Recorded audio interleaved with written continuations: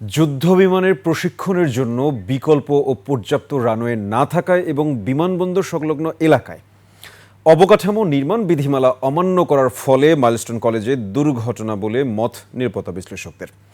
অর্থ ও পেশিশক্তির প্রবল প্রভাবে ক্রমশই সংকুচিত হচ্ছে আকাশ যোগাযোগের ক্ষেত্রগুলো। আদিত্য মামুনের রিপোর্ট। প্রায় ২০০০ একরের শাহজালাল আন্তর্জাতিক বিমানবন্দরের একমাত্র রানওয়েটির দৈর্ঘ্য ৩,২০০ মিটার।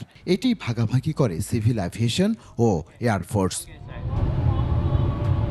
সম্প্রতি উত্তরার দিয়াবাড়িতে চীনের তৈরি FT-7 যুদ্ধবিমান ভূপাতিত হয়। রাশিয়ার MiG-21 এর আদলে তৈরি আকাশে ও স্থলে আক্রমণ, প্রশিক্ষণ ও টহলে ব্যবহৃত হয় এটি। এক ইঞ্জিন বিশিষ্ট হালকা গতিশীল জেটটি সব রকমের আবহাওয়ায় কার্যকর হলেও এবার শেষ রক্ষা হলো না। এটা অনেক পুরনো ডিজাইন, তো এর মধ্যে পৃথিবীতে অনেক বিশেষ করে চীনেও ২-৩টা নতুন ডিজাইন আসছে। আমরাও এর মধ্যে মাঝখানে MiG-29 কিনেছিলাম, মার্ক 2.5 প্লাস আপনার টুইন ইঞ্জিন ছিল, এটা এখনও ফ্লাই করছে। তবে বিকল্প রানওয়ে, ঘাঁটি ছাড়াও অবকাঠামোগত সুবিধার অভাব দেখছেন এই বিশ্লেষক। স্কুলটা দুর্ভাগ্যজনকভাবে আমাদের রানওয়ের একদম অ্যালাইন্ড।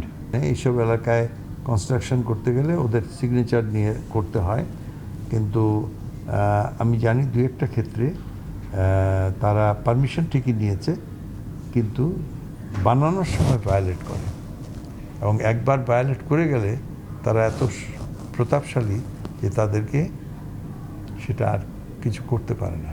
জনঘনবসতিপূর্ণ এলাকায় এমন নজিরবিহীন কর্মকাণ্ড বারবার প্রশ্নবিদ্ধ হলেও নেই প্রতিকার। যেহেতু সিভিল এভিয়েশন অথরিটি এয়ারক্রাফট পরিচালনা এবং মিলিটারি পরিচালনার মধ্যে তারা কোঅর্ডিনেশন করে, তারা যাদের কোঅর্ডিনেটিং বডি, তাদেরকে এই জায়গাগুলোতে আরও আমার মনে রেসপন্সিভ হতে হবে আর কি। একই বিমানবন্দরে ভিন্ন রানওয়ে কিংবা নতুন বিমানবন্দর না হওয়া অবধি এইসব প্রশিক্ষণ পরিচালনা বন্ধের তাগাদাও তার। Before it is too late, আমাদেরকে এখন থেকে we have to act now, হ্যাঁ, নট টুমরো, নট টুডে।